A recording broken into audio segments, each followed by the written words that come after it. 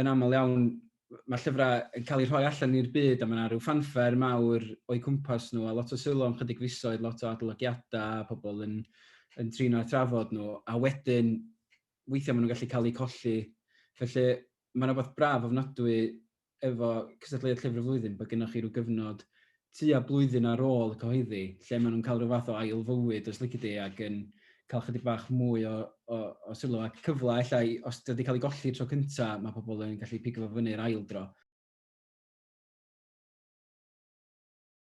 Dwi wrth fy modd yn sgwennu pob math o bethau, boed yn gerddi rhydd a cerddi caeth, yn straeon byrion ac yn rhyddiaeth hwy o hyd. Felly, so, dwi wir yn mwynhau sgwennu ar broses o gyfansoddi, ond be dwi wedi weld isio yn ddiweddar hefyd, wrth gwrs, ydy'r cyfle yna i gael cysylltu efo cynulleidfa, achos dwi'n aelod brwd o dîm talwn a tîm ymryson, ac yn cael lot o fod yn cyd farddoni hefo beirdd llawer gwell na fi mewn ffordd.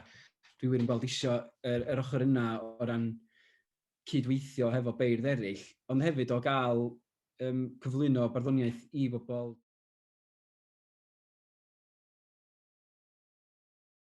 A'r syniad mae gennau oedd rhwng dwy lein drên, cyn i ni symud i'r tŷ yma, mi oeddwn ni'n byw mewn tŷ arall nid nepell o fan hyn yng Nghaerdydd, oedd yn llythrennol yn sefyll rhwng dwy lein drên. A felly mae lot o'r cerddi yma'n dod o'r cyfnod yna pan oeddwn ni'n byw yn y tŷ yna. A mi oedd o'n gyfnod o newid mawr y mywyd Lowri fy nghymar a fi. Mi aethon ni fynd o fod yn ddau gariad yn symud i fyw efo'i gilydd am y tro cyntaf, drwy ambell i golled a galar, ond hefyd drwy gyfnod hapus iawn ar endigaeth yn mab cyntaf ni, math. Ond hefyd yn y cyfnod yna, oedd o'n gyfnod o shifft go fawr yn digwyddiadau'r byd mewn ffordd. Gymaint o bethau sydd wedi digwydd ers 2014 pan nathon ni symud i fewn i'r tŷ yna. Yr holl shifft wedi digwydd o ran Brexit a bob math o bethau eraill wedi digwydd yn y cyfnod yna. So oedd o'n mewn ffordd archwilio ar ffordd oedd y byd yn newid ar yr un pryd ac oedd yn sefyllfa bersonol ni wedi newid yn eitha sylweddol. Ac o'n i'n teimlo bod y cyfnod o fyw yn y tŷ yna, o symud i mewn ac o adael y tŷ, pacio fyny a gadael a dod i'r cartre nesaf, oedd hwnna'n rhoi rhyw fath o ddau ben eitha taclus mewn ffordd ar narratif y gyfrol. So dyna di'r ddwy lein drên sydd ar y clawr, ydy'n llythrennol, y ddwy lein oeddwn ni'n byw rhyngthyn nhw. Ond wedyn mae hynna'n rhyw fath o ddatblygu ac esblygu ac ymgordeddu yn ei gilydd drwy'r gyfrol wrth i bethau ddigwydd i ni ac wrth i bethau cymhlethu. Ac yna'n rhyw fath o datrys eu hunan yn ôl i ddwy lein erbyn diwedd y gyfrol.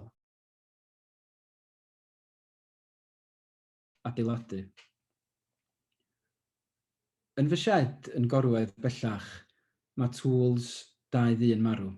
Rhai heb fawr i'w erbyn hyn, wedi dyddio a darfod fel y rhai i fyny trin. Mi cedwais nhw'r un fath. Mae ei min yn aros, yn gytbwys yn y llaw, yn drwm fel ewyllus, a'r metal yn oer fel tawn newydd i cipio o'i dwylo geirwan. Yn rhwla, maen nhw'n chwerthin yn flin, am nad oes gen i'r amcan lleia lle i ddechrau, am mod i'n anobeithiol.